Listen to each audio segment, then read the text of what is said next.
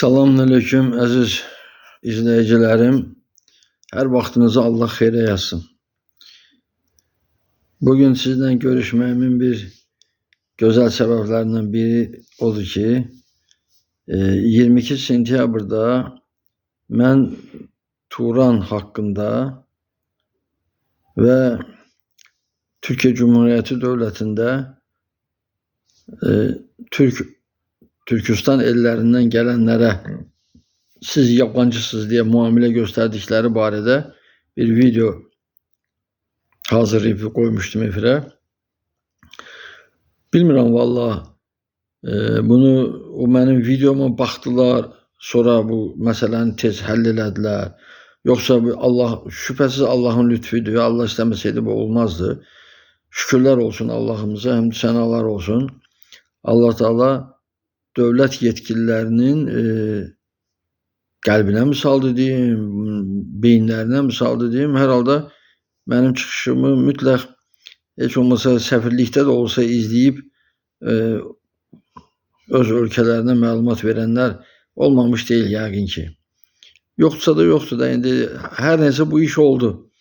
Yəni artıq Türkiyə Cumhuriyyətində çalışan heç kəsə, nə Özbəyə, nə Azərbaycanlıya, nə Qazağa və əxir və s.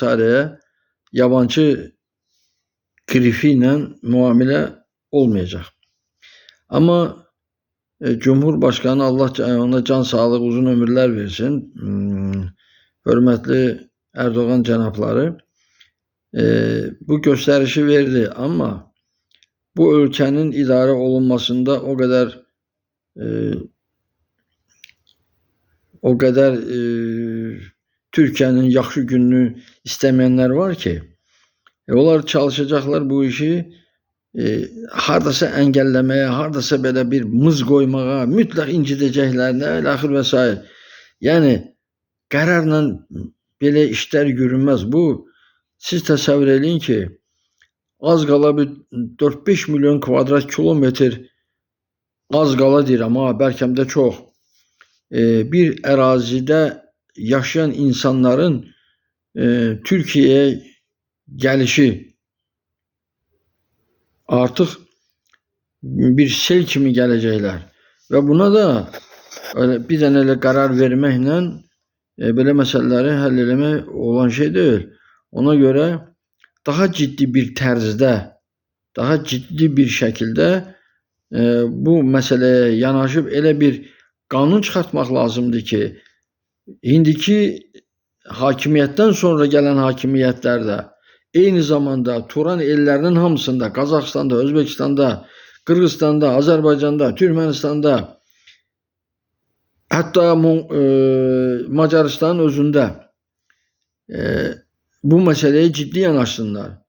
Hər ölkənin vətəndaşı istədiyi digər ölkəyə maneəsiz getməlidir, çalışmalıdır, rahat biliyini, bacarığını orada ortaya qoymalıdır və dövlət onu qiymətləndirməlidir və heç kəs də buna əngəl olmamalıdır. Heç kəs. Ondan başqa, əziz Anadolu'dakı qardaşlarım, mən valla bizim Azərbaycanda bir söz var, deyirlər, ələyim ələnim, xəlbirim göydə fırlanır. Mən indidən sonra heç bir titul, heç bir vəzifə filan eşqində də deyiləm. Amma heç olmazsa deyirəm ki, bu ömrümün qalan hissəsini yaşayarkən öz vətənim Azərbaycana və digər Turan ellərində ki insanlara bir faydam dəysin. Ona görə olduqca ciddi yanaşmaq lazımdır. Olduqca. Hər bir ölkə özünün içində, öz içində idarə olunmada olan qüsurları aradan qaldırmalıdır.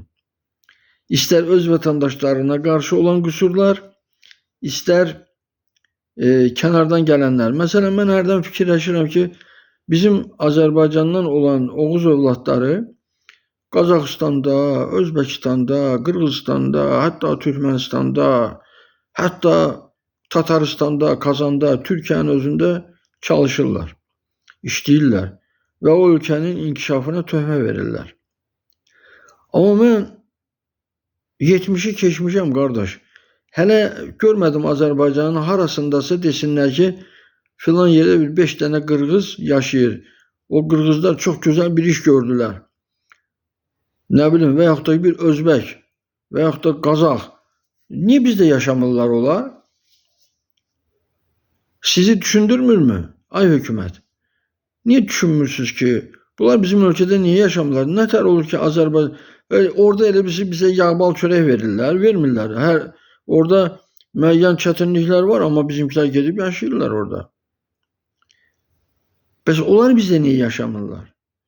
Mən qəti əminəm ki, Azərbaycanda onlar gəlib iş görsələr, yaşasalar, ailə qursalar, filan eləsələr, heç kəs onlara deməz ki, ey əkəb filansan, ey qırğız, çıx get. Heç kəs deməz. Amma niyə siz cəlb edə bilmirsiniz axı? Niyə? O özlərini yumayan ərəblər gəlib burada həngamələr törədirlər, ərəblər gəlir bura. Amma onlar niyə gəlmir? Onlar bizim qardaşlarımız deyilmi?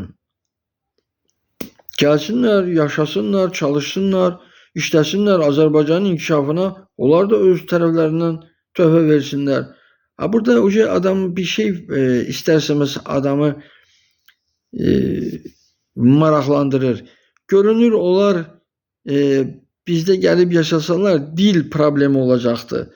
Ona görə ortaya çıxır ki, bizim vahid dilimiz olmalıdır. Ay qardaşlar, ay insanlar, ay qazaxlar, ay özbəklər, ay qırğızlar, ay hər yerdə Türkəm deyib yaşayanlar. Nətər olur ki, 1905-7-ci illərdə çap olunan Molla Nəsrəddin jurnalı həm Təbrizdə, həm Daşkənddə, həm Aşqabadda, həm Kazanda rahatça oxuyurdular, başa düşürdülər. Rahatça, tərcüməsiz filansız. Nə oldu indi bu son 100 ildə, yəni bu dillərimiz bu qədərmi? Gör, nətər mütəxəssislər var ki, bu millətin düşməni olan mütəxəssislər bu xalqların dillərini bir-birindən ayırıblar. Məcbur oluruq orada-burada Rus dilində anlaşmağa. Burada da Rusların qoltuğunun altı şişir. Deyir ki, bax, siz öz dilinizdə bir-birinizi anlamırsınız. Через русский языk общаетесь, понимаете друг друга. Özlərinə yer qoyurlar. Ona görə bu Turanı quran qardaşlar, mütəxəssislər, dövlət adamları təcili bu dil məsələsini həll eləyin, qardaş. Niyə millətə güvənmirsiniz? Niyə xalqlara bir-birinə içinə girməyə şərait yaradın? Xalqlar özləri bir-birinə dil tapacaqlar, inkişaf gedəcək, birləşmə daha da tezləşəcək. Millət inteqrasiya olacaq. 500 ildən çoxdur Oğuz övladlarının bir-birindən ayrı, hamı çalışıb ki, ayrı salsın. O cümlədən Çingiz xanın özü də. İndi görürsünüz, bir-birimizi artıq anlamırıq. Çox çətinliklə anlamaq olur.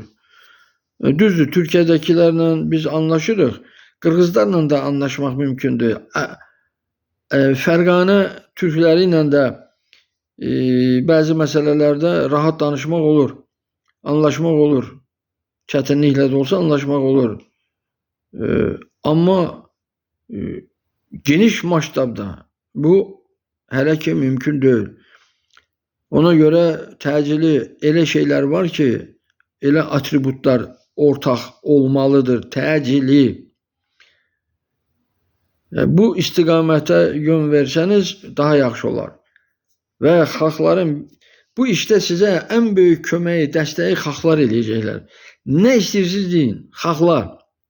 Xalqlar bir-birinə inteqrasiya eləsələr, bir-birinə əlaqəli olsalar, bir-birinə rahat iş qura bilsələr, bir-birinə rahat evlənə bilsələr, gediş-gəliş olsa, hər yerdə hər kəs özünə dost axtaracaq, qardaş axtaracaq, kimsə kimlə belə bir də görəcəksiniz ki, 50 ilə eləyəcəyiniz iş 5 ildə, 10 ildə tamamdır.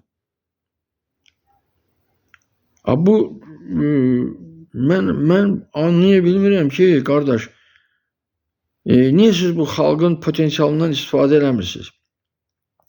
Hər ölkədə siyasi partiyalar var. Az siyasi partiyalar. Siz nə işlə məşğulsunuz? Niyə belə bir böyük məsələyə, çox tarixi əhəmiyyət kəsb edən bir məsələdir.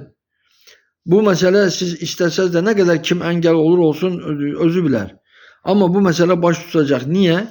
Çünki Allah Teala bunu istəyir. Allah Teala istəyir. İndi deyəcəksiniz ki, əksi sənin nə xüsusi olaraq antennaların mı var? Hardan bilirsən ki, Allah bunu istəyir? Qardaş, tarixə yaxşı baxmaq lazımdır. Olub bitmiş hadisələri çox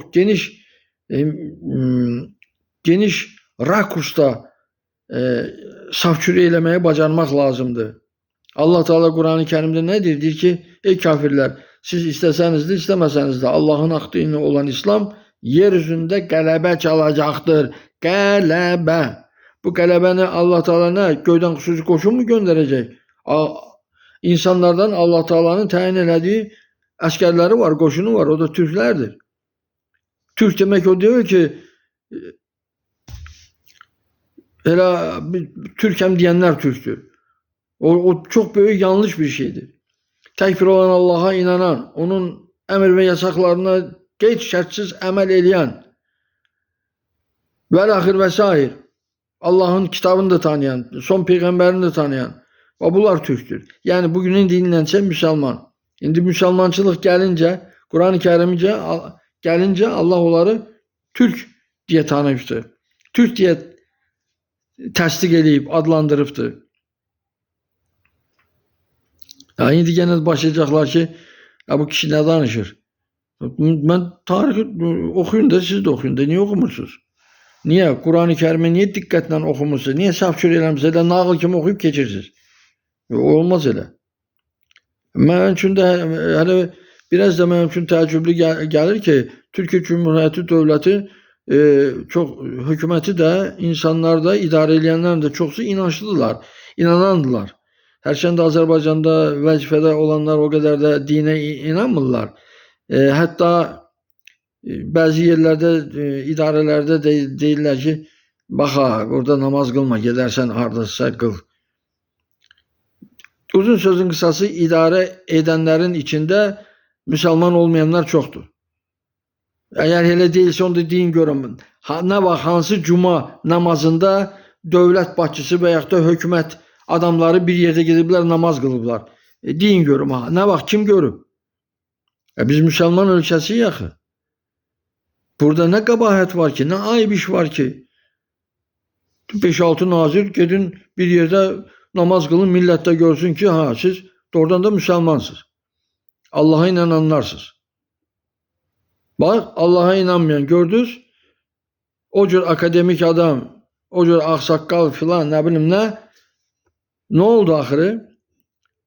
Əgər o Quran-ı Kərimi bilseydi, oradaki ayətlərdən xəbər olsaydı, yəqin ki, o bu qədər yanlışlıqlar eləməzdi.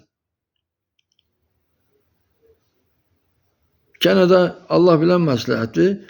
Allah'tan arzuluyuram ki, bu Türkistan Birliği məsələsi çox tezliklə o asılıdır. Bu işin altına əlini qoyanlardan.